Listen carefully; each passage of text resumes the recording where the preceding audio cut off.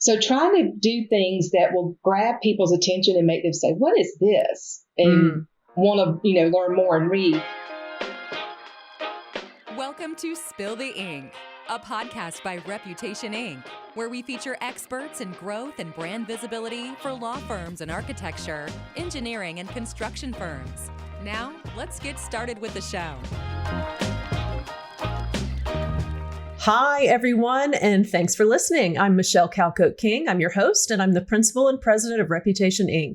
We're a public relations and content marketing agency for B2B professional services firms, including architecture, engineering, and construction firms. To learn more, go to rep-inc, that's inc with a K.com. So Kleinschmidt is an engineering consulting firm that serves the hydroelectric, renewable power, and water resources markets. They work with energy companies and government agencies to protect and enhance the natural environment with their solutions. And today, I'm excited to be joined by their marketing and communications director, GinaRenee Autrey. Thank you so much for having me. Yeah. And Gina's been with Kleinschmidt for the last 6 years, but her experience spans a 25-year career in AEC marketing. She's led all kinds of marketing activities. She's done the strategic planning, to the advertising, to the public relations, to the event planning. She's also a very active member of organizations like SMPS, the American Marketing Association, and the Public Relations Society of America. I'm really excited to talk to her because she's done a lot of presenting for SMPS and a lot of organizations on some really interesting topics. So tell me, how did you end up in AEC marketing? Well, I started out my career completely outside of the industry and worked as an administrative professional for several years and really got interested in the marketing aspects when I started working for a company that did B2C, selling a product in the construction industry. So I came in through that route, and once I got involved in it, I just loved it. I have a passion for it. I enjoy it. So I've been here for many, many years, been doing this for about 24 years. So that's how I got into it, though. I started as an administrative professional and then kind of moved into the marketing role. Nice. So now Kleinschmidt has 11 offices around North America. Tell me about your marketing team. How big is it? So the marketing team, and we do it a little bit different than some of the AEC firms do. We keep our marketing and proposals separate. Okay. So we have 3 proposal professionals on our team, and then 3 marketing professionals, myself, and then I have 2 marketing coordinators, Jill and Taylor, who assist with all the tasks for the company. Okay. That's a smaller size team for as big of a company as you've got. Let's talk about tell me about the trends that are impacting your work. Well, I think right now the biggest trend, and it's the hot topic, of course, is generative AI and learning what is going to work for us. I view it as not something that's coming in trying to take our jobs, but more of something that's coming in to help us do our jobs more efficiently. Yeah. And so we've embraced it on our team and are using it. We've been using it for about almost a year now. Yeah. And it's a regular everyday use thing, but it changes constantly. So it's always being updated, upgraded. I guess just navigating the changing digital landscape. We're going to a cookieless world soon where it's going to really impact marketers, especially, if you use tools like HubSpot and things to do e-blasts and things of that nature. LinkedIn is coming out with a lot of new tools, and we're big LinkedIn users. They have this new Accelerate tool that's coming out that's AI-based. There's so many things that are coming out. GA4, the old analytics is going away. So there's some learning curve, and just trying to stay on board with the new technology that's coming out. That's probably our biggest challenge that we're dealing with right now. Is just trying to stay with the flow. I know it's sometimes a little exhausting. So I don't know about you, but you're kind of, tell me, what are some of your favorite tools that your team seems to get the most out of in terms of AI? Well, we love ChatGPT. That was our first one we used, and it learns you over time. So we have a really good flow going with ChatGPT right now. I've tried Jasper and a couple of the other tools. And I don't know, we have a spreadsheet where we've tracked and tried out a bunch of different tools and tried to analyze which ones work best for us. But ChatGPT is primarily, of course, we have Grammarly, Canva, Adobe all have AI embedded now. But ChatGPT is probably the main one that we're using. You sound like us. Yeah. It's interesting. Yeah. It's sort of like when you like adopt one, then you see your main tools. They seem to gobble up the companies that are launching these tools, and then it's just embedded into your main tool. And so, and which is helpful. Very much so. Yeah. You don't have to sit there and switch between. And I love Grammarly. I'm a big Grammarly fan. So it catches all kinds of things for me. And I'm a writer. So it's fantastic. Yeah. How do you see marketing an engineering firm different than marketing, say, an architecture or a construction firm? So I've worked for large construction firms in my past. I worked with Gilbane, and I've worked for Wood Group Mustang and a couple of others. So I guess to me, it's more of when you think of architecture marketing, it's all about the aesthetics and the look and feel of things. And then construction, is very focused on project execution and project management. In our role, it's more about marketing our technical expertise. So we're really focused on thought leadership, white papers, technical articles, case studies, all those kind of things. And it's just different in those ways. You focused on different outcomes, so yeah. And usually our projects are a very long cycle as well. We can be working on relicensing projects that run for 7 years. So it's a little bit different in that aspect, but there's similarities, with all of them as well. Sure. Yeah.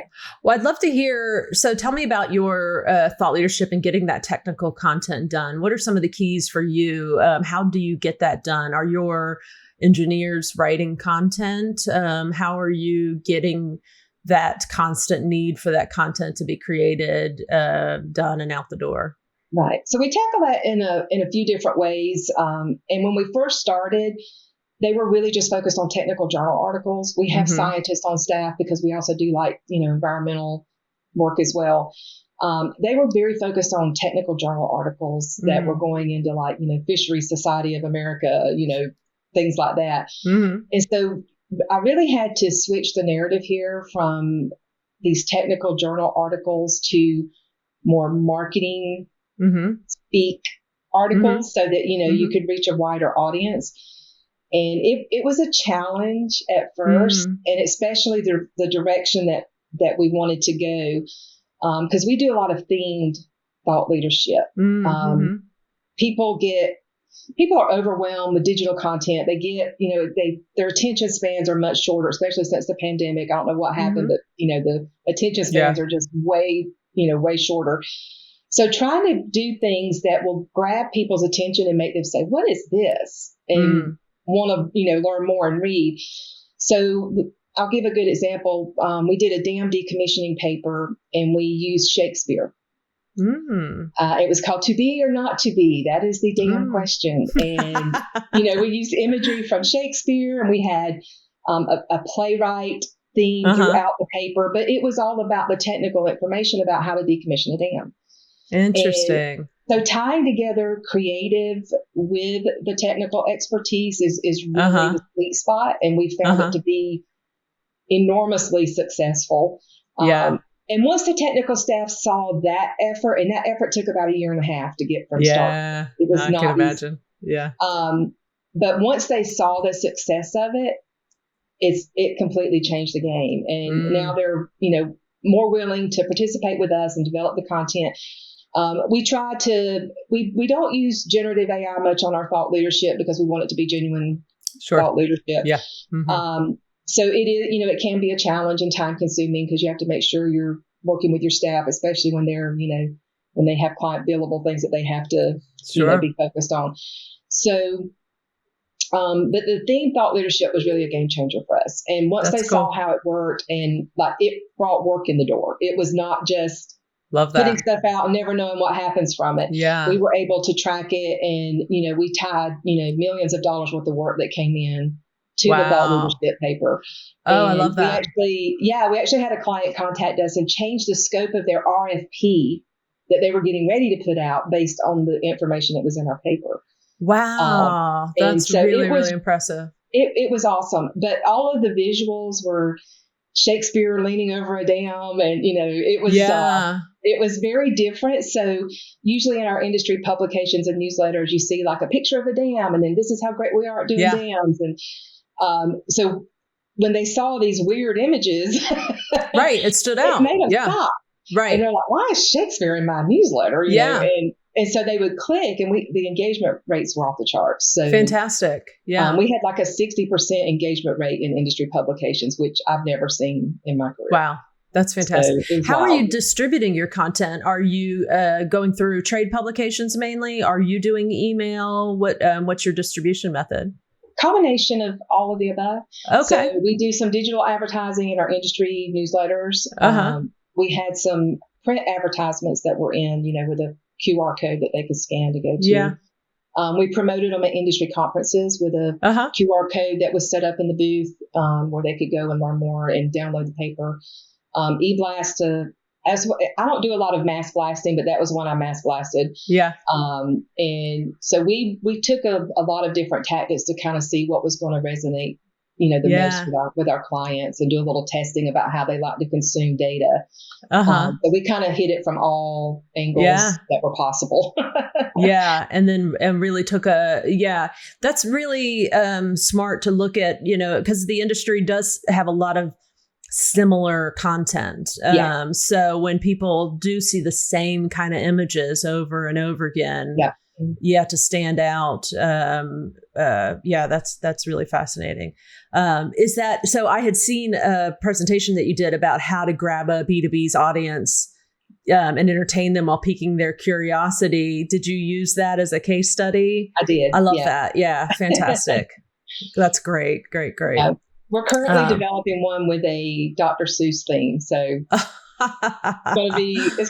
this one's a little more challenging. So it's going to be interesting. Yeah. Oh, I love that. That's fantastic. So, okay, well, let's talk about your target audience. What are some of the things that they care about when selecting an engineering partner? What do you think that is on top of their minds? So a lot of them have these complex issues that they're facing in regards to regulatory requirements. So there's a lot of government agencies involved with anything to do with a hydroelectric facility, whether it's the relicensing, virtually anything. Fish passage is a big topic right now with making sure that fish can get where they need to get to spawn. So finding ways to either go under, around, over the dam is a big topic for us right now. So the main thing that our clients are looking for is solutions to their complex problems that are not complex. So we want to come in and help you with your complex problem with giving you like a simple solution, not simple, but easy to understand solution, and help you meet those challenges and meet all your requirements that are being required, by the government agencies. So there's a lot of that type of work. Our regulatory staff is one of our busiest groups in our company. So it's a lot of that kind of thing. And they really want someone to help guide them through the process because it can be very daunting and lots of red tape. And, we've dealt with these agencies and know the process and know how to help them get through them. Got it. So they really want somebody just to kind of help guide them through the process that they have to go through. And so we want to position ourselves as the people to come the to experts have that need. Yeah. Yeah. So I saw also that you do a lot of speaking and webinars. Yeah. So, and those are kind of critical position as experts type tactics. Tell me about the webinars and how that's worked for you in your strategy. We do have several what we would call industry experts, and I'll use one as an example. His name is Chris Goodell, and he's like very well known in the hydraulics and hydrology world, the HECRAS world.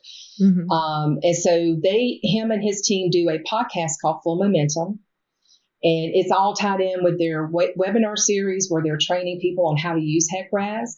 So we even have our competitors come and take these classes, as well as our partners or just people who are in different industries even that need to learn how to use it, for water modeling, especially when they're developing like emergency action plans for like if there's a dam failure or a levee failure or, and with climate change, there's all these wild weather events that are causing, wreaking havoc on a lot of our systems. So he is very well known, and we started doing the webinar series, and I think the first one they had like 10 people come, it's like, okay, get it going. And now we're up to like, we do 1 to 2 live sessions per year, where we are maxed out on how many people we can let attend. And our webinars are averaging 50 to 60 attendees, and we do 4 of those a year. So Great. They're very effective in helping to not only establish Chris as that industry go-to expert for H&H, but establish Kleinschmidt as the H&H experts as well. So it works on both sides, which is really cool. And I saw that you spoke about how at S&PS about how to become better speakers. So tell me some of those tips that you gave. And I'm guessing you train your internal folks then before they speak. Yes. So we put most of our what we call our doer sellers through presentation training to help them. We've used Graceworks in the past, and just trying to help them be more comfortable, because believe it or not, a lot of engineers don't like talking in front of people. Crazy. They get very nervous. And a lot of them don't like to what they feel is called chest beating or, promoting themselves. So you have to kind of address that as well. But we put them through presentation training, and then we also help them with scripts if they're doing interviews or things like that. We make sure that they're well prepared in advance.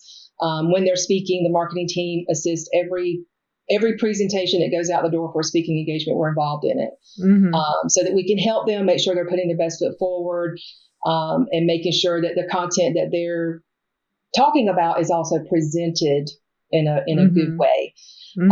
So, it's not just about what you're saying, it's about the look and feel of everything as well. And, being able to maintain people's attention. So, those are just some of the things that we do. But we make sure that marketing is involved in every single presentation that's developed where people are speaking, especially at industry conferences. Yeah, I can imagine. Do you get involved in the follow-up afterward? Because I often find that's where speaking falls through, that making sure that there's, the follow-up with any interest afterward or leave behinds or ways for people to get in touch, that kind of thing. Yeah, we typically, so with Chris, we have a whole website section devoted to the H&H stuff that he's doing. And he has a blog. I mean, it's its own thing at this point. It's a whole thing. Everyone else, we kind of, we do a debrief usually 1 to 2 weeks after their speaking engagement, just to kind of see what went well, what worked, what didn't work, what they felt they struggled with, those kind of things. And we do often leave our presentations behind. We'll develop landing pages for conferences where we have, if we have people speaking, and we can direct them there from social media and other industry. We'll even put a link sometimes as an ad in an industry newsletter, say, hey, in case you missed out, here's the presentation. So kind of try different tactics. And it seems like it's different with every little niche in our industry. Because you have like fisheries, you have regulatory, hydro engineering. So they all are a little bit different. So we try to tailor it to those different niches. Yeah. That's great. So I love the next thing I want to ask you about is Jedi, which is so great. So they've got, you guys have this Justice, Equity, Diversity, and Inclusion Council, which they've got the acronym, the Jedi Council. So tell me about it. Why did the firm create it? What are its goals? Who came up with that fantastic name? I can't remember who came up with the exact name, but it kind of started very casually. And our CEO had a great interest in the firm being more diverse.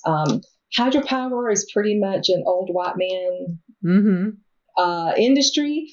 So there's, there's also like the Women in Hydropower that's working to overcome that. So, and we've started to engage with a lot of industry associations that are trying to change that. But we knew that in order to do that, we had to change ourselves as well. So, there's conscious efforts for us to be more inclusive and more diverse. And it kind of started with our CEO. And it really actually started after the George Floyd situation. And we were having some conversations and narrative, and our CEO was like, we need to have a group that like tackles some of these things. Like we need to do better. And so he started it up, and then we formed the council. I can't remember who came up with the name, but we have a lot of Star Wars fans, so I'm sure it was, somebody that's a big Star Wars fan. And we really just started trying to implement and make small changes at our firm. And then it turned into this industry engagement because it's not just a Kleinschmidt problem, it's a engineering problem in general, pretty much. There's all kind of initiatives to try to get more women into STEM and into engineering. And so we started with looking internally and what could we do, and changing the narrative around some of the things that we work on, engaging more with indigenous communities, because we engage with them a lot with the fisheries, more with women in renewable energy, women in hydropower, and just connecting and taking some of what they've learned and applying it to our firm, and then sharing back what we learned as part of that. So it really was like a from the heart thing with our CEO that started it. Like he had this moment of, we need to do better. And we already had things in place like to be diverse, but it wasn't formalized. So this was more of a, we need to make this a thing and do more and do better. So it was really his passion that started it. Cool. I love it. That's fantastic. Tell me about public relations. Does the firm do a lot of article placement? I'm guessing if thought leadership's important, are you placing a lot of articles still in the trade publications? Is that a part of your strategy? Yes. Probably more limited now than it was, because we've tried to mix it up and have the marketing ease, thought leadership, the themed content. Right. And then they still, are doing their journal articles, and but it takes a while to develop that kind of content. And so, I would probably say we have about 4 to 6 per year of the journal articles, and we try to have at least one big theme thought leadership that we do per year, because they take a while, and it takes a while to get the word out and do the entire campaign. I mean, we were doing this campaign for like 6-8 months, and still get leads off of it now. And it's been like a year ago. So, we don't try to overextend ourselves and we don't want our technical staff to become frustrated. Right. These marketing people need me again, I've got to be billable. So, really trying to make it a good balance where they don't feel overwhelmed, and we can still accomplish the goals that we set. Yeah, it's interesting. I hire a lot of former journalists, and they're always so shocked at how long the content takes on the B2B side. They're so used to that daily churn of getting out, 4 or 5 stories a day, and then welcome to the world of complex B2B, content creation, where you might work on one piece, like you said, for 8 months. So, and there's just so many people involved and approvals, and, people are so busy. And yes, but you're right. One piece can generate and can be broken up into smaller pieces and used in different ways. And it's a totally different type of content. So, and so your knowledge hub and your STEM center, tell me about, the differences in the two. And, I'd love to hear about the STEM center. I'm guessing your knowledge hub is just your area where you're kind of collecting everything that the firm does. But what is the STEM center? So we do have, the knowledge hub and the STEM center on the website. And when we started, we do a lot of work in the community around STEM, and we have a lot of our people that go into high schools, junior high schools. We have several people that they're very passionate about that, about, helping develop the next generation of people coming into the hydropower sector. And we love them. And so we want to support them and give them some resources that they can share with the students to learn more after they've been there. And so that was the primary driver behind the STEM Center, was just making sure that there was basic here's what it is, and where they can learn more about it at a very basic level. So just something that they could share with students after those engagements. The Knowledge Hub really houses like all of our thought leadership, press releases, everything for the H&H stuff with Chris is centered there as well. And then it takes you to, where it needs to go. But it's really just all of the knowledge that we have where we're sharing it out. We keep it in one place. Yeah. So that it's easy to find on our website. Yeah. The one thing I didn't think about asking was video. Tell me about how you're using video. We don't typically, and even with our photos, so we don't hire out videographers or photographers. We do a photo challenge contest with our field staff every year. Cool. Interesting. And so they take pictures, and iPhones take remarkable photos now. So I know it's wild, isn't it?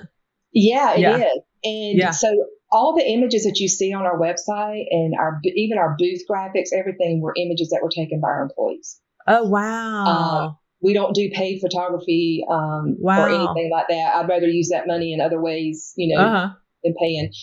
But so we have the photo challenge, and we are getting ready to implement video into that next year, where we're going to encourage you to take video clips. But right now it's pretty much our staff providing video content. And we do have, both of the coordinators are extremely talented with Premiere. So they're able to edit and make it look nice. We're doing more video around our account-based marketing initiatives with like messages from our PMs and messages, or there's leadership changes with the account and, those type of things. So we're trying to implement more and more video and into our social media as well. So where you're like a talking head type video where you're introducing a new PM or something like that. Oh, interesting. Even in strategic pursuits, we just recently had some staff go out to a job site where the RFP is going to be taking place, where the work's going to be taking place, and film them talking about the project and their passion for the project and the river system, and turn that into a marketing-esque piece of the content that went into the shortlist interview. That was very cool. Effective. Yeah. So we're trying to do some different things and just see kind of what resonates, because video is the number one content. I know. And well, LinkedIn came out with Reels, Yeah. I know. So it's hard to get, to make the time to get that. It really is. Yeah. But, we're trying to do more of that as we move into the coming year. That's a big target for next year. Yeah, you have to train yourself to, because we're so used to people our age, art to the written word, I think I'm used to sitting down and writing an email or a blog, and training yourself to think, well, I'll create a short video is a different mindset, and a different shift. So it can be just as quick and short, but you have to switch, and you have to reskill yourself for that medium, I think. Yeah. So, it's a reskilling and a rethink. Absolutely. Yeah. But you're right. It is the number one medium. So, and you're really smart to empower your people to capture a lot of that. I mean, they're the ones on site. They're the ones, with the visual, things that are impactful visually. So, that's really fascinating. Well, the photo challenge, it runs from what we call field season. So basically from April to October. And they're out in some of the most beautiful locations. And especially some of the photos we've gotten from Alaska were just like mind-blowing, beautiful. And a lot of these river systems just have beautiful scenery. And so they will do some stage pictures, and then we have it field photos, people in the field, so that we capture our staff in the field. And then what we call our community engagement. So if they go out to a dinner with the client, or they go out as a team, and we want to make sure that we're capturing photos of all of those things. Right. And then we give prizes for the best photos. We vote on them. We have a team that votes on them each month, and they get pretty cool prizes for winning. And we do first, second, third, and honorable mention each month. That's great. And it's a big competition. Like they want to win the photo challenge because we feature them on our internal news space. We feature them on social media. They get put on the website and use their marketing People materials. love that. Yeah, they love it. And that's been a really fun thing. And we average, oh my gosh, we probably there's been some months where we get like 80 photos in a month. Wow. Which was phenomenal. So, the more the merrier. Yeah, that's great. I love that a lot. And you're right. Yeah, the technology is, I was once, this was actually 2 or 3 years ago, interviewed for broadcast TV, and the reporter showed up. I was doing something for a nonprofit, and the reporter showed up with an iPhone and did the interview for broadcast TV via an iPhone. And I was, kind of, okay. He had an external mic at the time, there was a few kind of extra setups, but it was through an iPhone. And it went on broadcast. Yeah, it really is. I mean, I feel a little bit sorry for the professional videographers out there. But there's still a place for them, but for that kind of thing. And especially because there are spaces where having a professional videographer is not going to happen, on those projects. So, that's fantastic. Well, sometimes it's challenging to get permission from the client to have the professional videographers come. Yeah. And a lot of the large utilities now are really security conscious. So there's that issue, and having to overcome all that. And it's just a bunch of red tape. And it's just easier for because they don't mind if our staff do it because they're already there. Yeah. Right. It's kind of a workaround. And just getting your people, like you were talking about, the social events and things like that. And content without images is just kind of useless. Exactly. On social media. So you've just got to have that imagery. So anyways, well, thank you. So I always like to ask at the end of the interview, if there's one final thought you'd like to leave our listeners with in terms of best practices for marketing and engineering firm, what you've learned over your years, your long career in AEC. I think the biggest takeaway I can give anyone is view yourself as a technical expert, just like the staff that you're working with. You are just as much a technical expert as an engineer or project manager in your field. So view yourself in that way and make sure that you're working to get your seat at the table and be heard. Marketing business development efforts have changed so much over the years, and we learned a lot during the pandemic. And they really turned to marketing during the pandemic of, we need your help. We can't go meet with our clients. And so we had to come up with ways to make that happen. Yeah. And so having that seat at the table and letting your voice be heard, work with your direct manager to make sure that he's advocating for you to have that seat. And I'm very fortunate that I have that here. Marketing is very valued here. They see the value that we bring to the firm. And, work, if you have to build your case, keep all of your analytics and data and make sure you're sharing it up, even if they don't ask for it. This is what social media did this month. This Smart. Is the feedback we got from this campaign. Because the more you're communicating that up, the more they're going to realize the value that you're bringing and help get that seat at the table. But view yourself as a technical expert because you are. And love that. You had to have training to get to do what you do just like they did. So definitely my one thing that I'm very passionate about with AEC marketers is, making sure that we're elevated and have that recognition and that seat at the table. Love that. So take it from someone who is on the board of directors at her firm. So love that. So thank you very much. So we've been talking to GinaRenee Autrey of Kleinschmidt. So if anyone wanted to get in touch with you and talk more, what's the best way for them to do that? You can look me up on LinkedIn. It's /GinaRenee Autrey, and happy to connect there. You can contact me through the Kleinschmidt website. I get all the emails.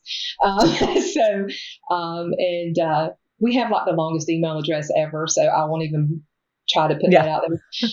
But LinkedIn is the best way to get in touch. And I love to have discussions and help people. And I think mentoring is very important in every way that we can. We've got to help people to be, to elevate. So if anybody wants to reach out, happy to talk.